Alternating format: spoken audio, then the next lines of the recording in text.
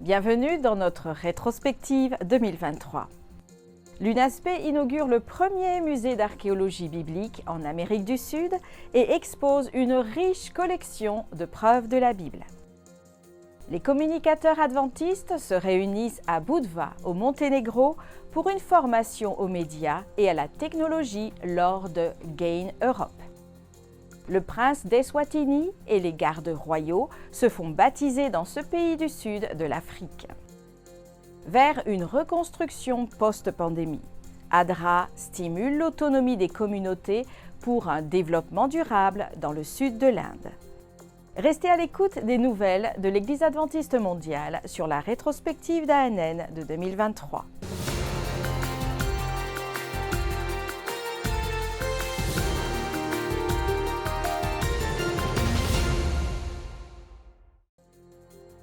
Le premier musée d'archéologie biblique en Amérique du Sud a été inauguré. Avec environ 3000 pièces originales et des dizaines de répliques, le musée se distingue par sa riche collection de preuves soutenant les récits bibliques. Situé à l'Université adventiste du Brésil, les billets du musée pour ses 6 premières sessions se sont vendus en environ 4 minutes. Il continue de connaître une demande extrêmement élevée, attirant des visiteurs de différentes régions du pays. Les artefacts du musée remontent à aussi loin que 2000 avant Jésus-Christ et proviennent de différentes parties du monde, telles qu'Israël, l'Égypte, la Jordanie et certains pays européens. L'exposition raconte plus de 4000 ans d'histoire, à travers une chronologie, divisant les phases de l'âge du bronze ancien à la période byzantine. Le projet du musée d'archéologie biblique a été conçu il y a 20 ans par le docteur Rodrigo Silva. Celui-ci est l'animateur de l'émission de télévision Evidence, diffusée sur TV Novo Tempo, la chaîne de télévision adventiste au Brésil. Il a reçu un bref hommage lors de l'un des moments les plus touchants de la cérémonie d'inauguration. Merci beaucoup, vous êtes témoin d'une grande occasion. Je remercie tous ceux qui ont permis de faire de ce rêve une réalité. Le musée d'archéologie biblique est une sorte de patrimoine culturel, avec 3000 pièces archéologiques originales et des dizaines de répliques couvrant une période de fourre-tous en temps d'histoire biblique. Sempre há espaço para a gratidão. Il y a toujours de la place pour la gratitude. Des remerciements ont été adressés. Nous continuerons avec ce sentiment de reconnaissance envers Dieu de permettre à l'UNASP de franchir une étape importante pour proclamer que la Bible est la parole de Dieu et que nous croyons en cette vérité. Gloire à Dieu. Le financement de la construction du musée provenait principalement d'un cours biblique en ligne appelé « La Bible annotée », enseigné par le docteur Silva lui-même et qui a atteint plus de 3000 étudiants. À titre honorique, un de ces étudiants s'est vu remettre un livre contenant les noms de tous ses donateurs. Le président de l'Université adventiste du Brésil, le docteur Martin Kuhn, a mis en évidence le verset 8 du chapitre 40 du livre d'Isaïe en soulignant la parole de Dieu comme point central du musée. Ésaïe 40, verset 8. L'herbe sèche, la fleur tombe. Mais la parole de notre Dieu subsiste éternellement. Pendant 8 jours, des communicateurs de toute l'Europe et d'autres continents se sont réunis à Budva, au Monténégro, pour apprendre comment utiliser stratégiquement les médias et la technologie afin de remplir la mission de partager l'évangile du Christ à travers le monde. Pendant 8 jours, des responsables de la communication de toute l'Europe et d'autres pays du monde se sont retrouvés à Budva, au Monténégro, au sud de l'Europe, pour partager des idées, discuter de projets et élaborer des stratégies sur la manière de mieux communiquer notre mission au monde. Avec moins de 20 000 habitants, la ville côtière de Budva est baignée par la mer Adriatique et possède des vestiges des empires grecs et romains dans ses rues et ses bâtiments.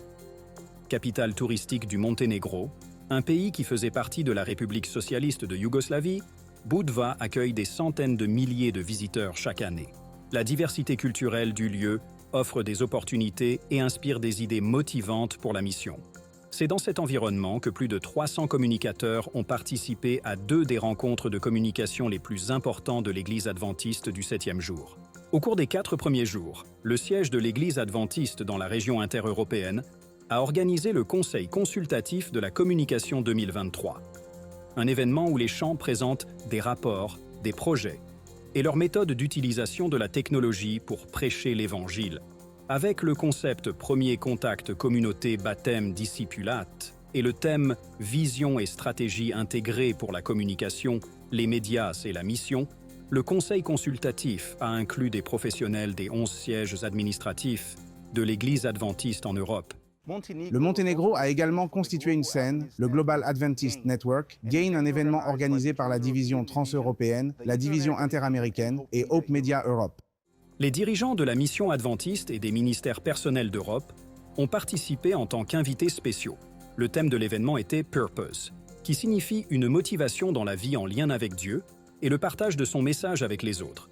Le programme s'est également concentré sur le discipleship numérique. Paulo Macedo, directeur de la communication inter-européenne, parle des objectifs et des moments forts de GAIN Europe. Notre objectif principal à GAIN Europe est de rassembler les personnes liées à la communication de la division transeuropéenne et de la division intereuropéenne. Mais cette année, 41 pays sont également venus de la division euro-asiatique, de la campagne ukrainienne et de la division du Pacifique Sud, qui comprend l'Australie et la Nouvelle-Zélande, de se connecter les uns aux autres, et aussi avec un objectif important, réunir la mission adventiste et les ministères personnels, dans le but d'avoir une vision intégrée de ce que la communication signifie pour la mission. De ce point de vue, ce fut une expérience exceptionnelle. Représentant du siège mondial adventiste, Williams Costa Jr., directeur de la communication, partage l'une des nouvelles fonctionnalités de l'événement. Ce qui a retenu notre attention ici en Europe, c'est un projet qui intègre la production d'un film et d'un livre. Cette combinaison de médias a pour but d'apporter de l'espoir aux personnes. Et avec des personnes de tant de pays et de cultures différentes qui se réunissent, le réseautage et le partage d'expériences continuent d'être l'une des meilleures attractions de GAIN.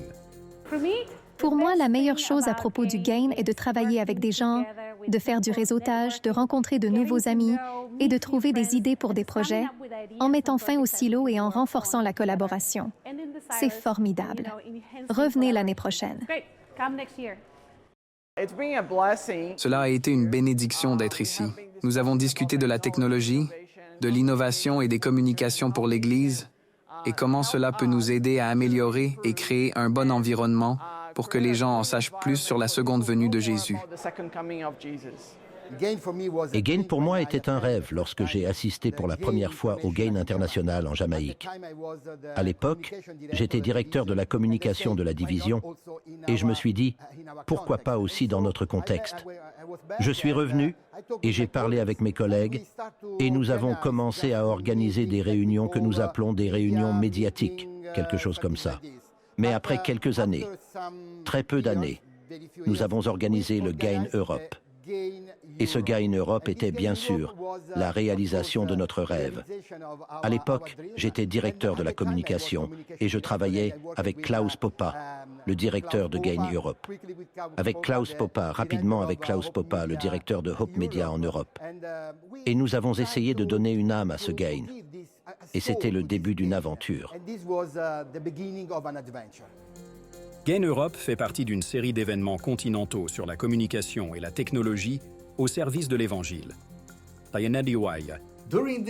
Cette année, la conférence du GAIN se déroulera sur 4 continents.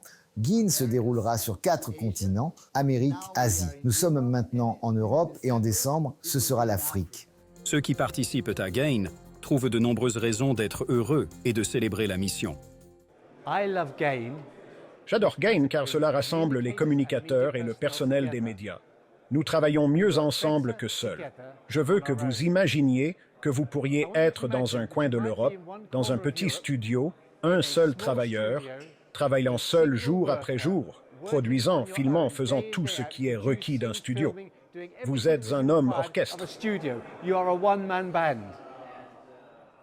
Et chacun d'entre nous se sent seul et a besoin de se rassembler pour rencontrer des amis et des collègues qui partagent nos expériences. Et l'une des beautés d'être adventiste est que oui, souvent nous sommes seuls dans notre petite église ou dans notre petit centre médiatique, mais nous appartenons à une organisation mondiale. Et Gain Europe est l'organisation qui nous aide à nous rassembler pour créer des réseaux et comprendre comment atteindre l'Europe avec l'Évangile dans le contexte de la compréhension de l'Europe. C'est ce que j'aime chez Gain. Nous sommes ici, en plein cœur de l'Europe, des personnes de la division intereuropéenne, des personnes de la division transeuropéenne et d'autres venant du monde entier. Notre mission est d'amener le Christ en Europe à nouveau au 21e siècle. Le prince d'Eswatini, un pays d'Afrique australe bordant le Mozambique et l'Afrique du Sud, a été baptisé. 24 autres personnes, dont 4 guerriers de la sécurité personnelle du prince, ont également accepté Jésus-Christ comme leur sauveur. Noël Sibanda partage cette incroyable histoire.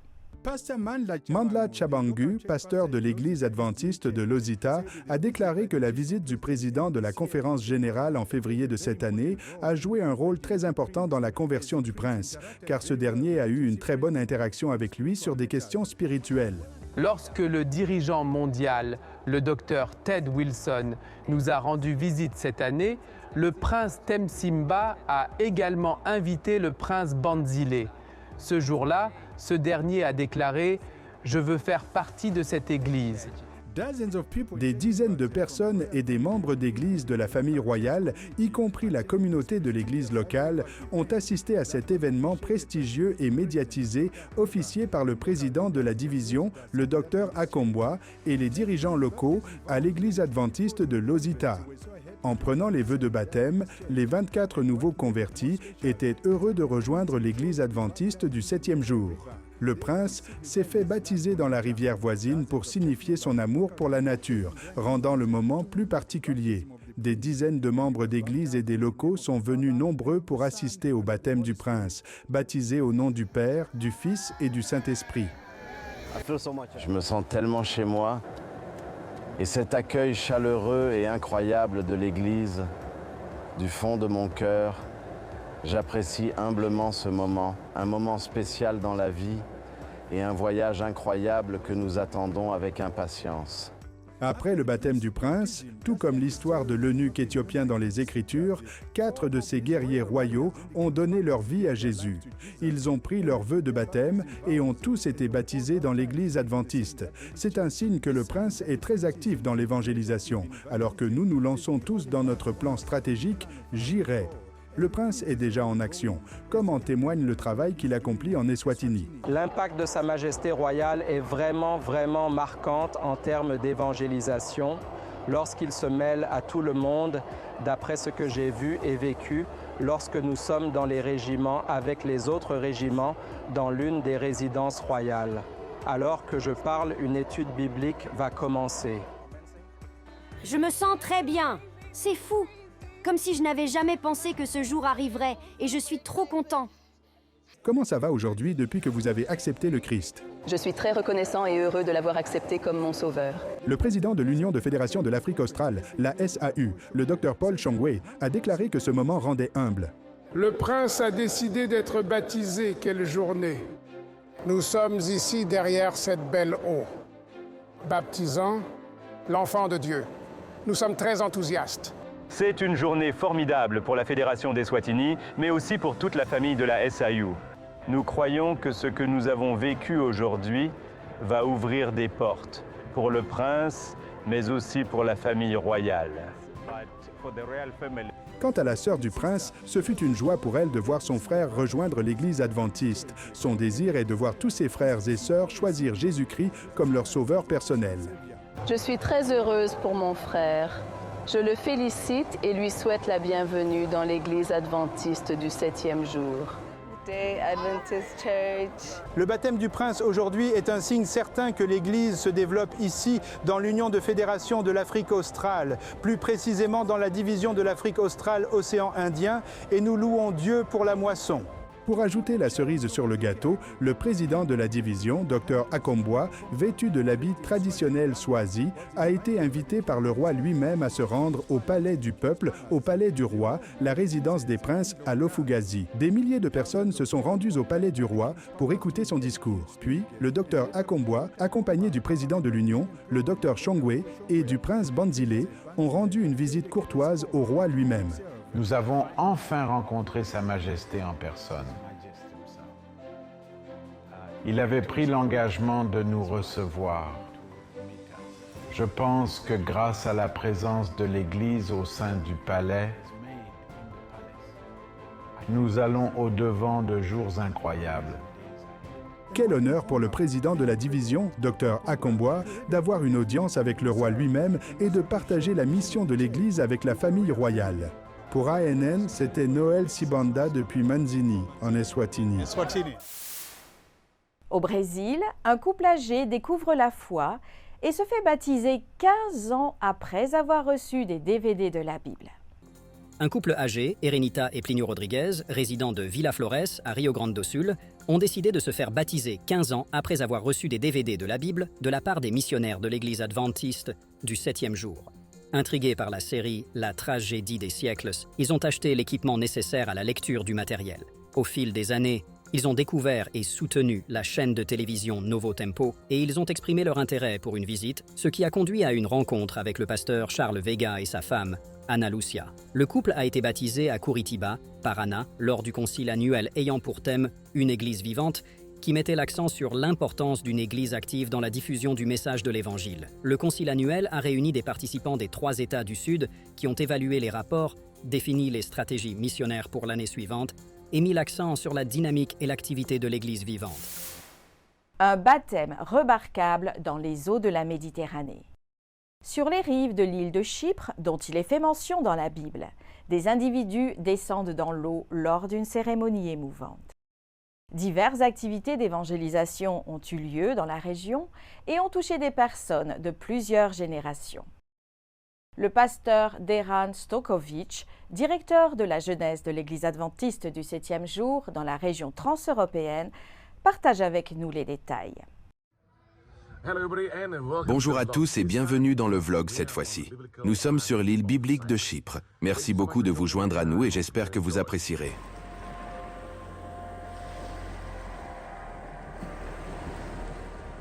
Jour du baptême. Oui, nous avons 2 dames. Elles attendent toutes les 2 ce jour depuis longtemps.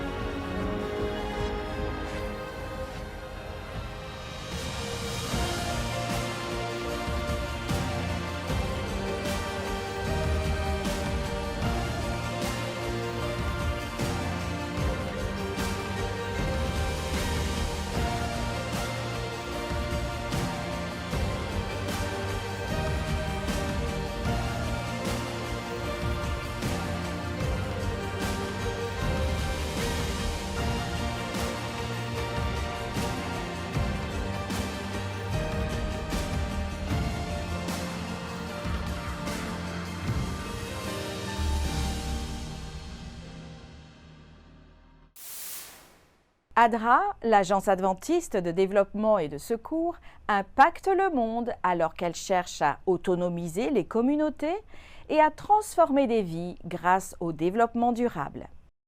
Dans le sud de l'Inde, ADRA a aidé 10 familles à établir des jardins de culture biologique, leur fournissant ainsi un moyen de générer des revenus suite aux difficultés économiques causées par la récente pandémie.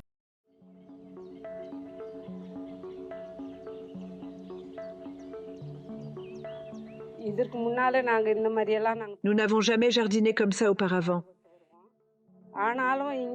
Malgré cela, ADRA nous a tout appris. Ils nous ont appris comment cultiver. Nous avons fait comme ils ont dit. Tomates, aubergines, fèves, courges amères, maïs. Tout nous était utile. Pendant la pandémie de COVID, il nous était difficile d'accéder à la nourriture. Mais ADRA nous a aidés en fournissant des fonds pendant 3 mois. Ensuite, nous nous sommes interrogés sur l'après, et ADRA nous a présenté l'agriculture domestique. Je n'ai appris l'agriculture biologique que grâce à l'enseignement de ADRA.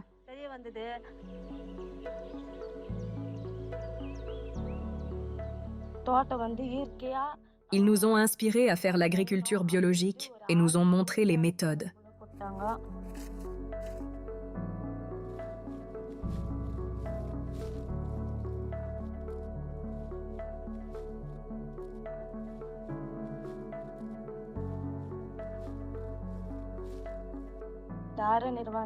Nous avons reçu beaucoup d'aide de ADRA. Ils ont pris nos défis comme les leurs. Ils nous ont beaucoup aidés et pour cela, je suis reconnaissante. À Madrid, en Espagne, une église dirigée par le pasteur Jonathan redéfinit la foi pour les communautés laïques et post-chrétiennes. Elle offre un espace de dialogue ouvert et de redécouverte de l'amour de Dieu au milieu d'un sécularisme croissant. La mission adventiste nous en dit plus. Les implantations d'églises sont souvent un endroit où l'on peut inviter d'autres personnes à partager leurs questions, leurs doutes et leurs points de vue sur la Bible. Un lieu où l'on écoute leurs histoires, leurs expériences et où l'on fait preuve de respect et de compassion. Ce qui permet de construire la confiance et l'amitié et aussi de démontrer l'amour du Christ. Jonathan est le pasteur de Cerro, une église qu'il a aidé à lancer à Madrid, en Espagne. Il est également directeur associé du centre Mission Globale pour la mission laïque et post-chrétienne. L'objectif de ce centre est de mieux comprendre les personnes habituées aux idées de la société moderne actuelle et de les aider à vivre une véritable expérience avec Dieu. Il a découvert que les personnes qui ne se sentent pas à l'aise dans une église traditionnelle déjà établie sont souvent prêtes à rejoindre un nouveau groupe en développement qui leur paraît plus amical, plus authentique et plutôt diversifié. Aujourd'hui, l'Espagne est le pays le plus sécularisé. Elle a le taux de laïcité le plus élevé d'Europe. Jusqu'à 60% de la population ne croit pas en Dieu, ou du moins ne pratique aucune religion. Aussi loin qu'elle se souvienne, la relation de Sylvia avec Dieu a connu des hauts et des bas. Son enfance passée dans une école chrétienne l'a amenée à penser que Dieu était strict. Mais elle se demandait s'il n'y avait pas plus que lui. Et elle a donc commencé à chercher. Je ne me souviens plus de ce que j'ai écrit, mais un jour, j'ai cherché sur Google et j'ai trouvé Cerro. J'y suis allée seule et à ma grande surprise, je me suis sentie très à l'aise. J'ai apprécié l'expérience et j'ai commencé à voir Dieu sous un jour différent. Je voulais rouvrir cette porte, le laisser rentrer à nouveau dans ma vie. Je suis passée de « je ne crois pas en toi » à « cela ne peut pas être une coïncidence ».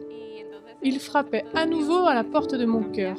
J'ai alors commencé à le regarder d'une manière différente. Je voulais mieux le connaître, le redécouvrir au sein de Cerro, sans préjugés. Je dois remercier mon église Cerro pour cela. Elle a entamé une relation avec nous et petit à petit, elle a décidé de se faire baptiser au bout de 2 ans. À Cerro, je me sens aimée et c'est quelque chose d'absolument magnifique. Pour moi, c'est la principale différence. Avec Dieu, habituellement, je me sentais jugée. Mais maintenant, pour moi, Dieu n'est qu'amour. Sylvia n'est qu'un exemple des personnes dont la vie a été transformée grâce à Cerro. Cette communauté continue à se développer. C'est pourquoi elle construit un nouvel espace pour accueillir davantage de monde et étendre ses services afin d'aider à résoudre les problèmes de société. Nous ne voulons pas nous contenter d'ouvrir le jour du sabbat. Nous voulons un centre d'influence qui aide les personnes souffrant de troubles mentaux. Un café où nous vendrons de la nourriture végétalienne et végétarienne. Les revenus serviront à soutenir la santé mentale des personnes qui n'ont pas les moyens de s'offrir une thérapie mentale. En particulier en Europe, et je dirais que dans le cas de l'Espagne, le nombre de suicides a triplé après la pandémie du Covid. Merci pour vos prières en faveur des membres de CERO qui servent avec compassion et gentillesse. Pour en savoir plus sur les efforts d'implantation d'églises telles que CERO, visitez globalmissioncenters.org. Merci également pour votre soutien à la Global Mission. Merci d'avoir suivi ANN. Rejoignez-nous la semaine prochaine pour plus de nouvelles du siège de l'Église adventiste du 7e jour. Saviez-vous que l'Église adventiste du 7e jour a une chaîne YouTube où vous pouvez regarder ANN Vidéo, ANN In-Depth et plein d'autres vidéos étonnantes sur la prophétie, la santé et l'étude de la Bible?